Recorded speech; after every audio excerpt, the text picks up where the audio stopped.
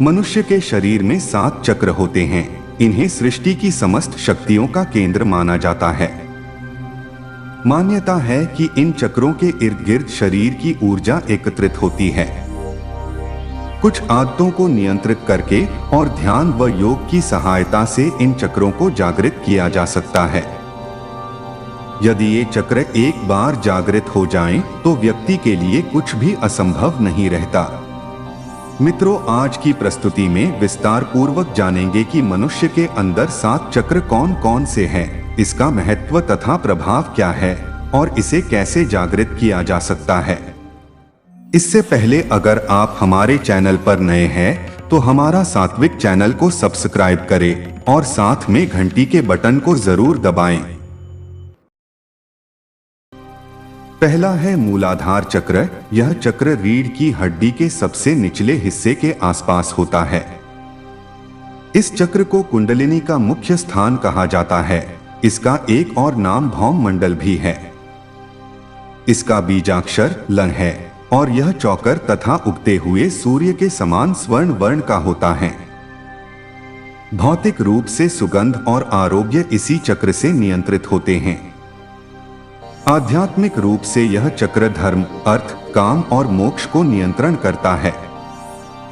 व्यक्ति के अंदर अत्यधिक भोग की इच्छा और आध्यात्मिक इच्छा इसी चक्र से आती है। जिनके जीवन में भोग, संभोग और निद्रा की प्रधानता है, उनकी ऊर्जा इसी चक्र के आसपास एकत्रित रहती है। मनुष्य तब तक पशुवत है जब तक कि वह इस चक्र में जी रहा है। इसीलिए भोग, निद्रा और संभोग पर संयम रखते हुए इस चक्र पर लगातार ध्यान लगाने से यह चक्र जागृत होने लगता है। इस चक्र के जागृत होने पर व्यक्ति के भीतर वीरता, निर्भीकता और आनंद का भाव जागृत होता है। सिद्धियां प्राप्त करने के लिए वीरता, निर्भीकता और जागरूकता का होना जरूरी है। दूसरा है स्वाधिष्ठान चक्र। इस चक्र को तामसिक चक्र माना जाता है। यह चक्र मूल से 4 अंगुल ऊपर स्थित होता है और इसकी 6 पंखुड़ियां हैं। इस चक्र का बीज मंत्र वन है। यह जल तत्व का चक्र है तथा इस चक्र का स्वरूप अर्धचंद्राकार है। इस चक्र से निम्न भावनाएं नियंत्रित होती हैं: अवहेलना, सामान्य बुद्धि का अभाव, आग्रह, अविश्वास, सर्वनाश और क्रूरता आदि। इसी चक्र से व्यक्ति के अंदर काम भाव और उन्नत भाव जागृत होता है। अगर आपकी ऊर्जा इस चक्र पर ही एकत्रित है तो आपके जीवन में आमोद प्रमोद, मनोरंजन, घूमना फिरना और मौज मस्ती करने की प्रधानता रहेगी। यह सब करते हुए ही आपका जीवन कब व्यतीत हो जाएगा, आपको पता भी नहीं चलेगा।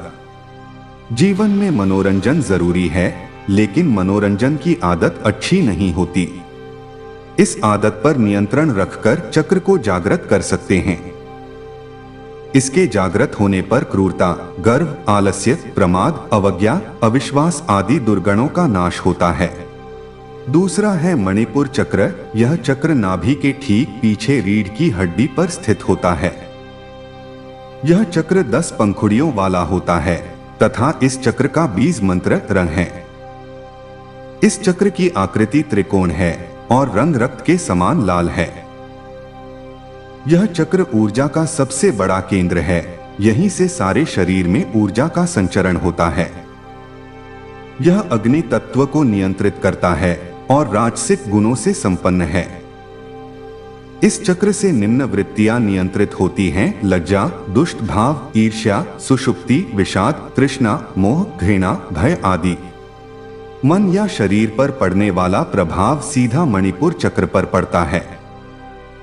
जिस व्यक्ति की चेतना या ऊर्जा यहाँ एकत्रित रहती है, उसे काम करने की धुन सी रहती है। ऐसे लोगों को कर्मयोगी कहते हैं तथा ये लोग दुनिया का हर कार्य करने के लिए तैयार रहते हैं। अपने कार्य को सकारात्मक आयाम देने के लिए इस चक्र पर ध्यान लगाकर पेट से श्वास लेने से यह चक्र जागृत होती है। इस चक्र के जागृत होने से तृष्णा, ईर्ष्या, चुगली, लज्जा, भय, घृणा, मोह आदि दूर हो जाते हैं। यह चक्र मूल रूप से आत्मशक्ति प्रदान करता है। चौथा है अनाहत चक्र। यह हृदय के बीचों बीच रीढ़ की हड्डी पर स्थित होता है। इस चक्र में 12 पंखुड़ियां होता हैं तथा इस चक्र को सौर मंडल भी कहा जाता है। इसका आकार षटकोण है और इसका वर्ण हल्का हरा है। इस चक्र का बीज मंत्र यह है। इस चक्र से निम्न प्रकार की वृत्तियां नियंत्रित होती हैं: आशा, चिंता, चेष्टा, ममता, दंभ, विवेक, विकलता, अहंकार आदि।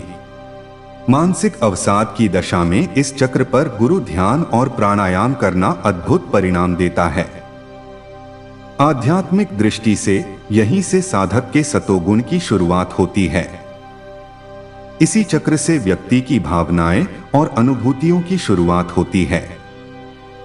अगर आपकी ऊर्जा अनाहत में सक्रिय है तो आप एक सृजनशील व्यक्ति होंगे और हर क्षण आप कुछ न कुछ नया रचने की सोचते होंगे। हृदय पर संयम करने और ध्यान लगाने से यह चक्र जागृत होने लगता है। खासकर रात्रि को सोने से पूर्व इस चक्र पर ध्यान लगाकर अभ्यास करने से यह जागृत होने लगता है। इसके सक्रिय होने पर कपट, हिंसा, कुतर्क, चिंता, मोह, दंभ, अविवेक और अहंकार समाप्त हो जाते हैं। इस चक्र के जागृत होने से व्यक्ति के भीतर प्रेम और संवेदना का जागरण होता है। यह चक्र जागृत होने पर व्यक्ति के समय ज्ञान स्वतः ही प्रकट होने लगता है तथा व्यक्ति अत्यंत आत्मविश्वस्त, सुरक्षित, चारित्रिक रूप से जिम्मेदार एवं भावनात्मक रूप से संतुलित व्यक्तित्व बन जाता है। पांचवा है विशुद्ध चक्र। यह कंठ के ठीक पीछे स्थित होता है। यह चक्र बहुरंगा है और इसका कोई खास स्वरूप नहीं होता। इसका बीज मंत्र हन है तथा इस चक्र की 16 पंखुड़ियां हैं। इस चक्र से निम्न वृत्तियां नियंत्रित होती हैं: भौतिक ज्ञान, कल्याण, महान कार्य, ईश्वर में समर्पण, विष और अमृत आदि। यह चक्र आकाश तत्व और आठों सिद्धियों से संबंध रखता है तथा संगीत के 7 सुर इसी चक्र द्वारा उत्पन्न होती हैं। कुंडली शक्ति का जागरण होने से जो ध्वनि आती है वह इसी चक्र से आती है। इस चक्र के गड़बड़ होने से वैज्ञानिक रूप से थायराइड जैसी समस्याएं और वाणी की विकृति पैदा होती है। यह चक्र और भी उच्चतम आध्यात्मिक अनुभूतियां देता है तथा सारी की सारी सिद्धियां इसी चक्र में पाई जाती हैं। सामान्य तौर पर यदि आपकी ऊर्जा इस चक्र के आसपास एकत्रित है तो आप अति शक्तिशाली होंगे। कंठ में संयम करने और ध्यान लगाने से यह चक्र जागृत होने लगता है।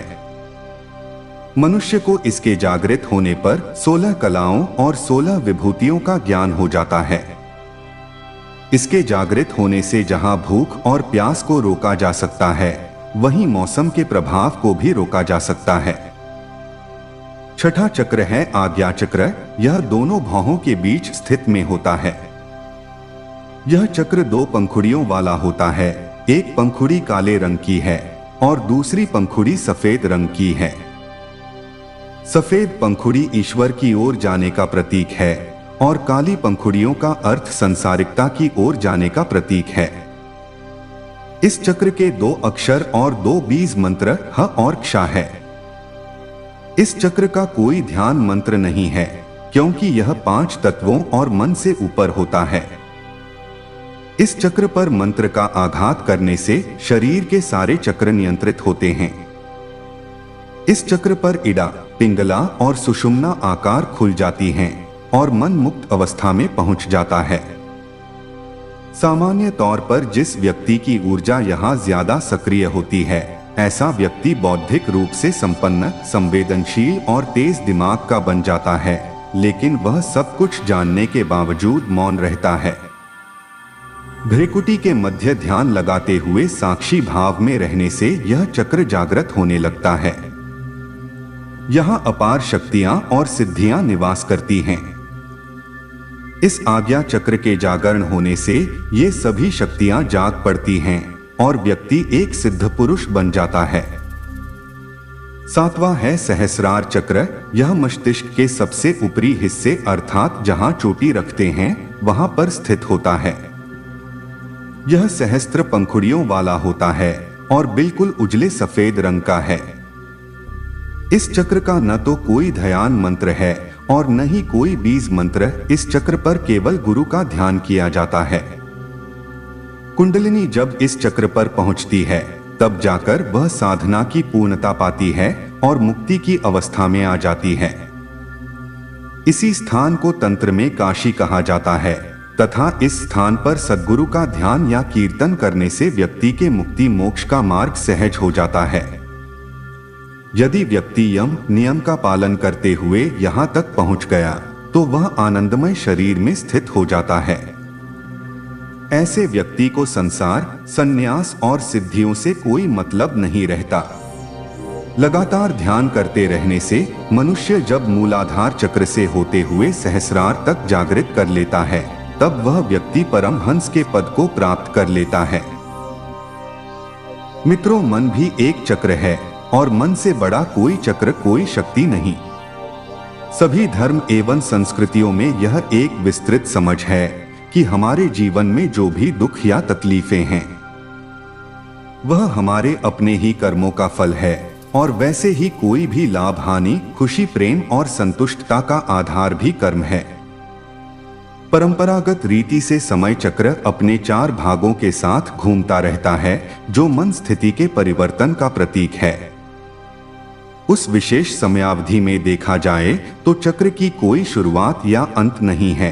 क्रियाओं और प्रतिक्रियाओं की एक निरंतर एवं शाश्वत कड़ी है जिसकी गुणवत्ता हमारे अपने हाथ में है। बदलती ऋतुएं तथा तत्वों की अखंडता समय के साथ पृथ्वी का बाह्य स्वरूप बदल देते हैं। प्रकृति के भ्रष्ट होने के पीछे का प्रेरक स्रोत है मनुष्य का मन।